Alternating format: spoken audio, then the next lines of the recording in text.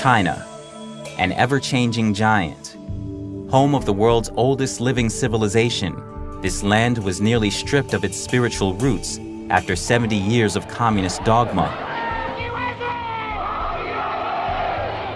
After the disastrous Cultural Revolution, the Chinese Communist Party, or CCP, pretended to reform itself so it could attract foreign investment. Now it is done pretending. It's critical the world understand the regime's agenda, tactics, and how to deal with it, or we risk being caught underfoot by the imminent dangers it presents. The coronavirus outbreak is the latest wake-up call. Originating in China, the virus got out of control because the CCP hid it and lied about it. One of the first Chinese doctors who tried to warn the world about a new coronavirus died on Friday from the illness. He and 7 others were reprimanded by Wuhan police last month for spreading illegal and false information about the coronavirus. For the regime, censoring information to maintain tight control is far more important than saving lives. This obsession with power has thrown the whole world into crisis. European Commission President Ursula von der Leyen confirmed on Tuesday that the EU would be closing off its external borders to curb the spread of coronavirus. The death toll from the coronavirus in Italy on Thursday overtook that of China, where the virus first emerged, making Italy's outbreak the deadliest in the world and now the epicenter of the pandemic. U.S. health experts fear the country is on a similar trajectory as Italy. Total cases as of this morning in New York City, 21,873. Criticism is growing over China's handling of the CCP virus outbreak. And if people would have known about it, it could have been stopped in place. It could have been stopped right where it came from, China. And the U.S. intelligence community has reportedly come to the conclusion that China's Communist Party purposely concealed their virus numbers from the start. U.S. Senator Ben Sasse, a member of the Senate Select Committee on Intelligence, put it plainly, quote, "The Chinese Communist Party has lied, is lying, and will continue to lie about coronavirus to protect the regime." Can something worse happen? Maybe. What if it is not a pandemic that may eventually pass, but a fatal threat to our security, freedom, and way of life? To learn about the CCP's method of rule, let's look at the experience of Hong Kong, one of the world's great cities.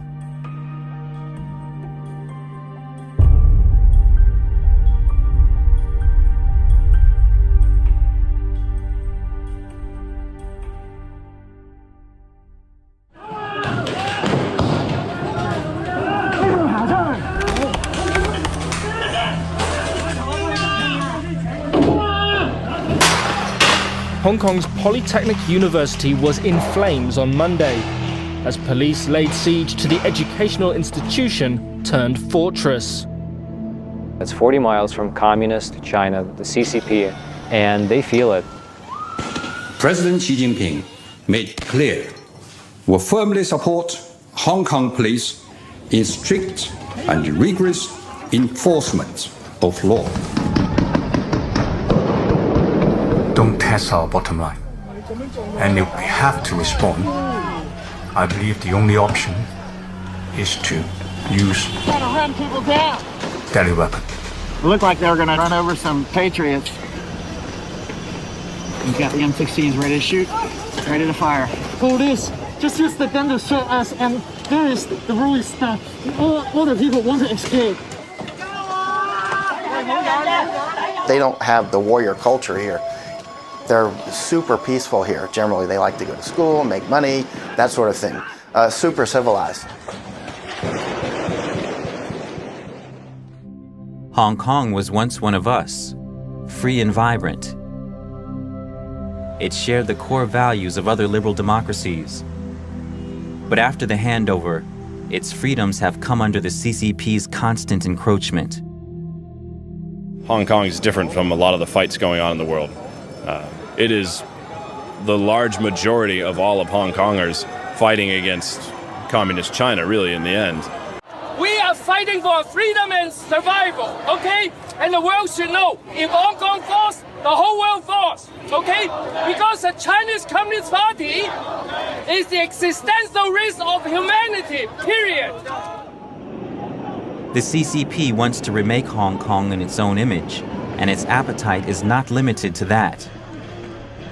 PRC, the regime in Beijing, is the most evil regime, if we leave aside the Soviet Union, since the Third Reich. The difference is that the Soviet Union and Third Reich didn't dominate critical global supply chains, including those providing life-saving medicine. In 5 to 10 years, we'll have virtually no manufacturing capacity left for generic drugs. And again, this is 90% of our medicines. Chinese companies formed a cartel, dumped it on the global market, and they drove out all the US, European, and even Indian producers. This was in the early 2000s. And once they gained dominant market share, prices went back up. What we've seen is not that China has become more like the rest of the world and that it's liberalized. We've seen it go the other way. European countries have been naive about China for too long. It is a different system. And there is a risk that a different system tries to impose its system on other parts of the world. Before we realized it, the CCP had a death grip on our economy and had infiltrated our institutions. From the party's great firewall in cyberspace, or to that great wall of sand in the South China Sea. More repression, more unfair competition, more predatory economic practices, indeed a more aggressive military posture as well. If we do not meet this threat now, it's going to define our century in much the same way that the Soviet Union defined the last century. Learn from the Hong Kong experience, because we have been dealing with this giant for at least 22 years. We have what has been happening on the ground to illustrate and to demonstrate to you how the CCP can go about taking over all these institutions and values.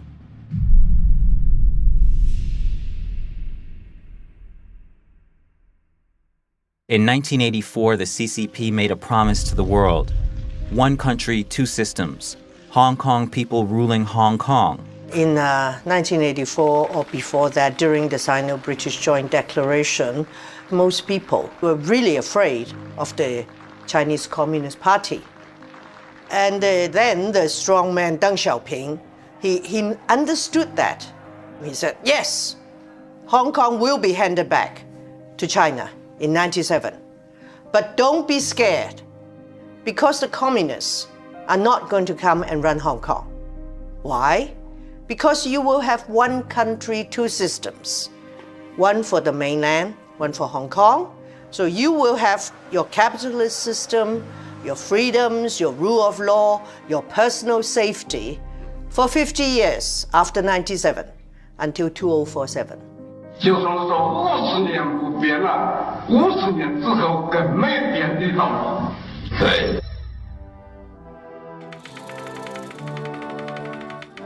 Now, Hong Kong people are to run Hong Kong.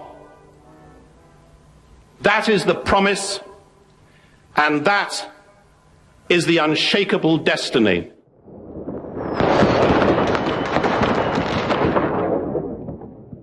To the CCP, Hong Kong is a mixed blessing. It is crucial for China's international trade and foreign capital raising. But its aroma of freedom and persisting memories of the CCP's brutalities are considered poisonous to the CCP's ruling of mainland China. In 2003, 6 years after the handover, Beijing tried to pass Article 23, an anti-sedition law, in Hong Kong. It would let the party arrest commemorators, as well as free thinkers, people of faith, and political activists, all in the name of national security. Well, I think the Chinese government feels that they really need to come in and have very tight control. So, I mean, they have for decades, even before 1997, infiltrated Hong Kong. Their party members have infiltrated the government, the universities, business, and professionals. In 2012, the regime tried to implement a national education curriculum that glorifies the party and teaches its version of history. 現在國民教育最大嘅被批評嘅地方就係洗腦。因為國民教育科係中國定出嚟嘅歷史，唔係真正嘅歷史。The regime intensified media controls in Hong Kong in 2013 and 2014. Journalists were stabbed and beaten by triads linked to the regime. Vandalism, physical attacks, and financial interference became common. The basic law promises press freedom, but in reality, it is being significantly compromised. Interviews were barred, finished pages were removed, photos were added, columnists were sacked. This is the worst time. I think most of mainstream media are self-regulated and self-censorship. We also see that the Hong Kong media has been either buyed up or controlled by the Chinese capital. In August 2014, Beijing laid down strict limits on promised voting reforms in Hong Kong. All candidates would be approved by the regime. For Hong Kongers, it meant the death of their democratic dream. What we want is the right to elect our leaders so that our leaders have a genuine mandate to govern Hong Kong. This will improve governance. We also want to see Hong Kong people having a genuine choice in electing their leaders and no screening mechanism. Beijing is reneging upon promises made in 1997 and also promises made to Britain that Hong Kong can retain a high degree of autonomy. It's been a month since pro-democracy protests erupted in Hong Kong, and these umbrellas have become a symbol of the movement. In November 2016, China's top legislature interfered in an ongoing politically charged court case by issuing an interpretation of Hong Kong's basic law. This led to the disqualification of 2 elected members of Hong Kong's Legislative Council. China's parliament recently made a rare interpretation of Hong Kong's mini-constitution, rebooting fears that Beijing is tightening its grip on Hong Kong's unique political process. It was unnecessary and would do more harm than good to public perception of the continued respect for the rule of law in Hong Kong. In a stunning move, on the eve of the 20th anniversary of the handover of Hong Kong, the Chinese regime betrayed the pledge that Hong Kong's return was founded upon. 中英联合声明作为一个历史文件，已经不再具有任何现实意义。对中国中央政府对香港特区的管理也不具备任何约束力。英方对回归后的香港没有主权、没有治权，也没有监督权。In 2019, under Beijing's urging, Hong Kong's chief executive tried to push a bill that would allow the extradition of Hong Kong residents and visitors to China. Over the 22 years after reversion of sovereignty in 1997, there have been time and again many breaches of the basic law, but not as seriously as on this occasion when they tried to send us back to stand trial in the mainland. This is a very important piece of legislation that will help to uphold justice. It would allow for the extradition of basically anyone that Beijing doesn't like. There, those extradited would be subject to the Ccp'S judicial system, which remains an instrument of control for the regime. Massive Hong Kong protests broke into clashes with police Wednesday as riot officers let off rubber bullets and streams of tear gas. You shoot the journalists! It's still Hong Kong, not China. You can say that this is the last straw off the camel's back, which triggers a very deep awakening on the part of Hong Kong people, because it affects every person who is physically in Hong Kong, including even foreigners. As happened before in China and Hong Kong, triad members seem to act on the regime's orders, attacking citizens and instilling terror. Hong Kong's political crisis has taken a violent new turn. This graphic footage came from a reporter who live streamed the attack at a rural train station Sunday night. After weeks of clashes between demonstrators and police, the spotlight has shifted to the territory's shadowy criminal network. Authorities say 45 people were injured in the attacks, with one in critical condition. Witnesses said police left Yunlong Station when the violence started and then never responded to repeated calls for help. 前前後後起碼超過1個幾鐘頭。我對於警方係完全冇派人去嘗試控制個局面呢，係表示極度憤怒。More than apparent collusion between the police and the triads in that neighborhood, inexplicable. And the idea seems to be one of to shock, to awe, to terrorize. The terror rose further when police began random beatings. 我見到嘅係有警察嚟嗰一下，每個人都好驚警察，竟然係點解佢哋嚟咗往中環呢個車卡去襲擊我哋？然後佢係冇行過嚟問你係邊個啊，都冇做過任何佢去詢問嘅過程，佢就係拎住佢支棍，拎住胡椒噴霧打人、襲擊人、噴人。一班應該要保護緊香港市民嘅人，最後令到香港市民受傷嘅人，點解會係一啲要保護我哋嘅人去令到我哋受傷呢？香港嘅警察咧係採取咗一個新嘅方法，所謂止暴制亂，就係咩咧？叫做震懾效應。震懾效應係咩咧？佢唔介意俾傳媒影到佢哋呢啲過分極端嘅震暴手法，佢調翻轉佢係要你影到添，然後同時通過呢啲嘅社交媒體啊或者電視台嘅畫面嘅傳播咧，係震懾咗大家唔出嚟，特別係針對咧越後生嘅所採取嘅手法越極端。其實而家直接指揮緊香港警察嘅應該唔係林鄭月娥，咁我相信就係呢個所謂政法委啦、國安公安嘅系統指揮緊香港警察，所以先至會咧係用一種更暴力、更兇狠嘅方式去鎮壓呢個香港嘅示威。One protester was shot by an officer at close range, leaving him bleeding and howling on the ground. Police in Hong Kong opened fire on anti-government protesters Monday morning. Local media report at least one person was hit.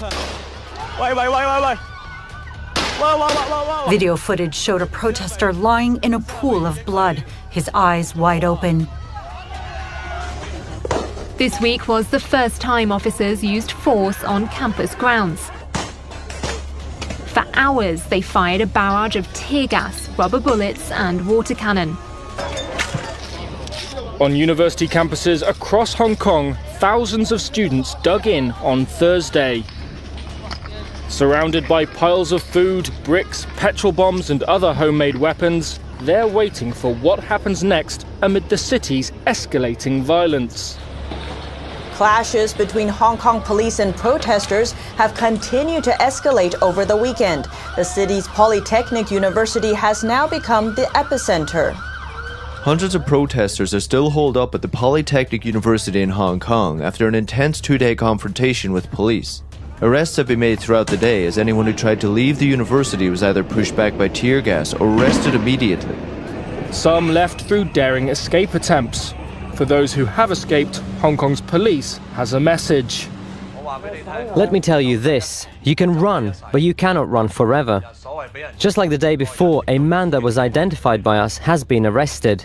Criminals that have escaped will eventually be captured. 香港保安局局长李家超公布了警方统计的数据，指今年从6月到9月的自杀案件共有256宗，比2018年同期多出34起，而发现尸体案件为2537宗，比去年增加311件。Many of the victims are young protesters with questionable details surrounding their deaths. Christy Chan was last seen in late September on her school campus. After she went missing for 3 days, her naked body was found at sea. Police dismissed critics' claims that Chan died at the hands of the police force, saying there was nothing suspicious about the teen's death calling it a suicide. 之前，一名蒙面港警在接受韩国媒体采访的时候，披露多个警报内幕，包括陈彦霖浮尸案、721元朗恐襲案，以及警察涉嫌強姦示威者等個案。好似啱所講，因為全裸嘅浮屍太少見啦，實在。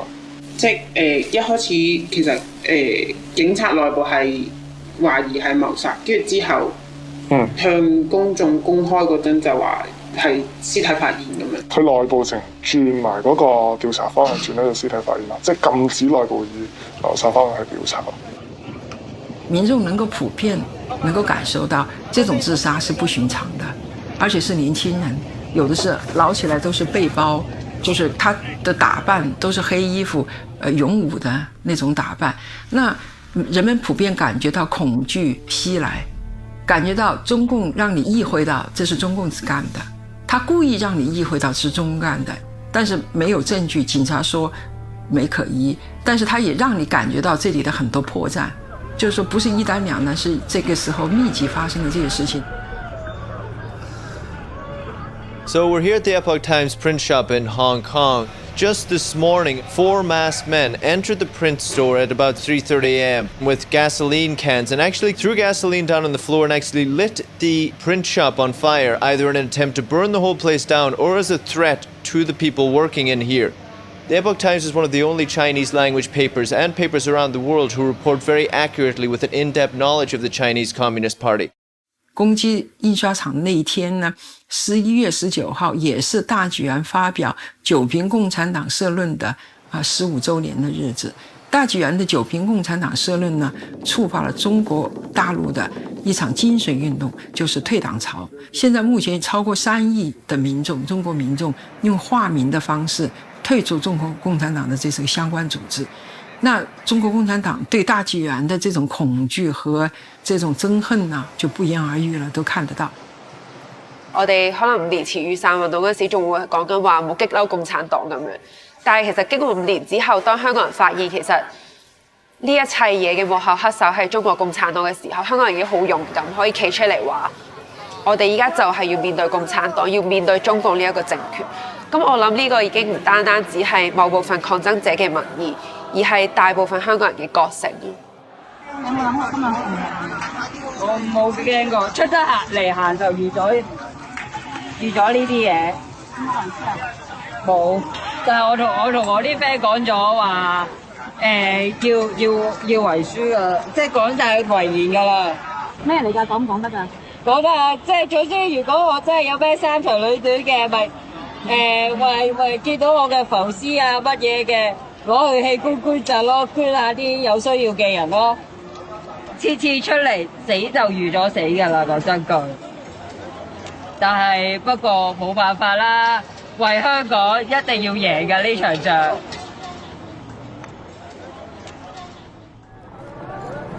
A lot of the people I spoke with, I asked them, I'm like, hey, the CCP is very intolerant, very inflexible, and they're not likely to grant those 5 demands. How long are you willing to fight for those 5 demands? And almost everyone I asked to, dozens of people, they said one of 2 things: until I die or until they're met. 香港人能夠咁不怕死，走在世界嘅前線對抗嗰個極權，係因為我哋唔係中國人咁樣喜歡做奴隸，我哋唔做奴隸，我哋就係講俾政權聽，我哋係唔會屈服嘅，我哋係站喺個前線咧，係對抗呢個龐大嘅鎮壓共產機器。我哋係無路可逃，我哋諗住死，我哋不如就繼續抗爭落去。民不畏死，奈何以懼之？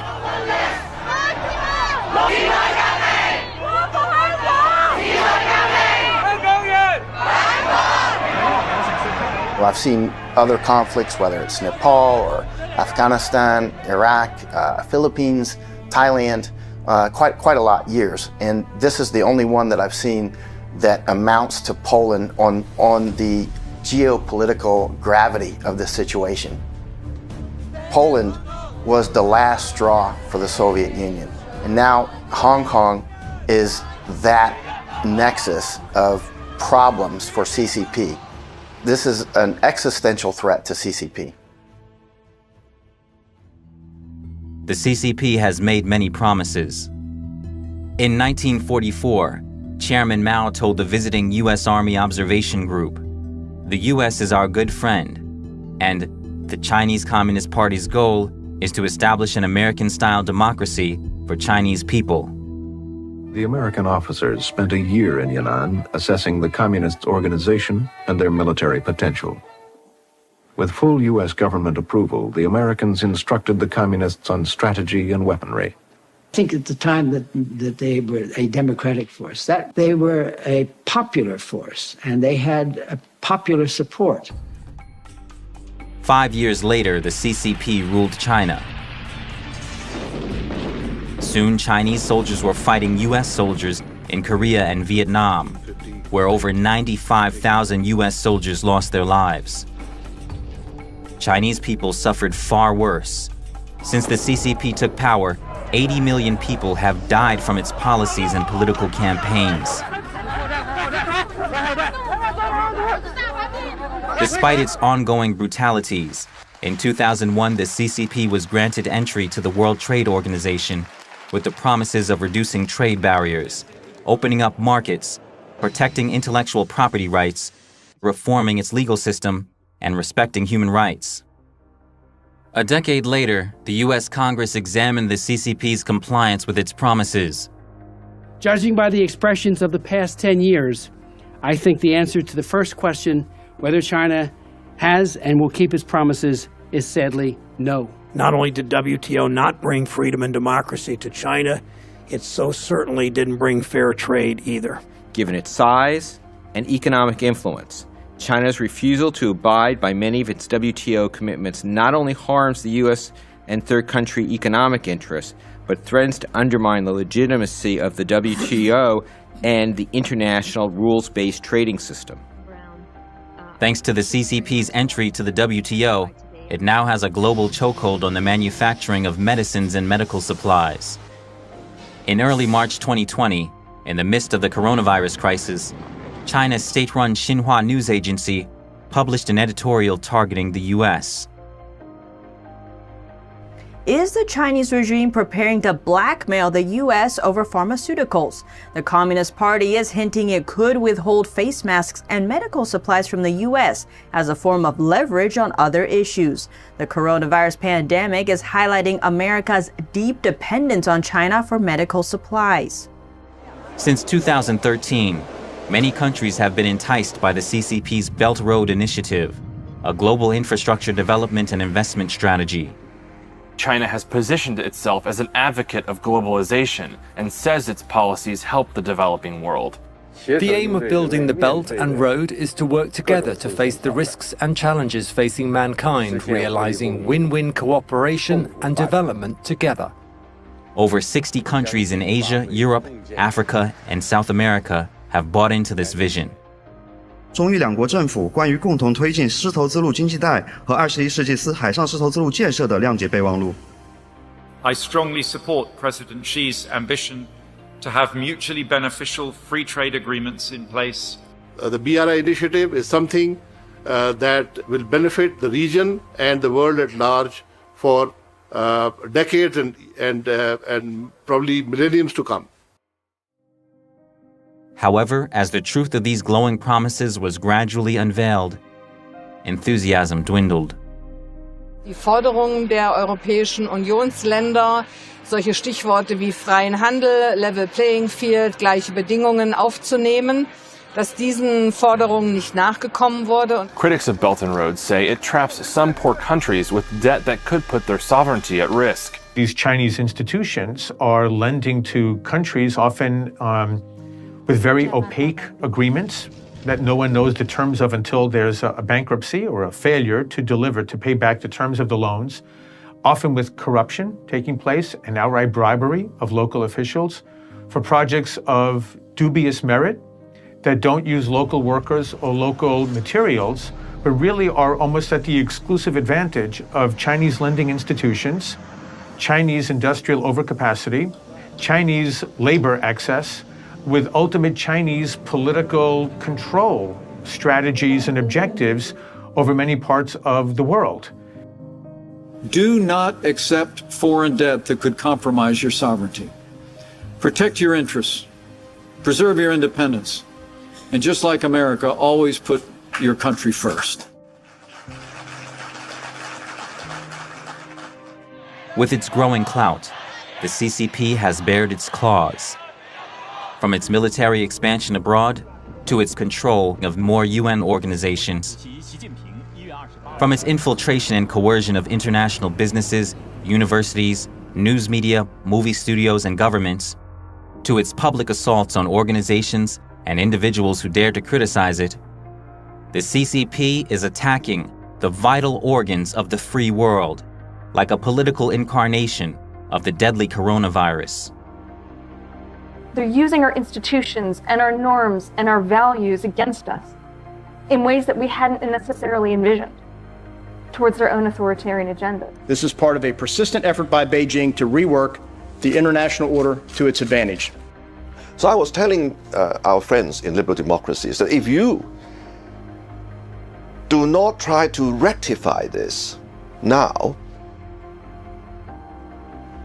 given, say, a decade more, you will find yourself to be completely helpless and you will be at CCP's mercy. If you do not act now, what Hong Kong experienced and went through in the freedom movement during the last 6 months could easily be your fate in the future. So it is, to put it shortly,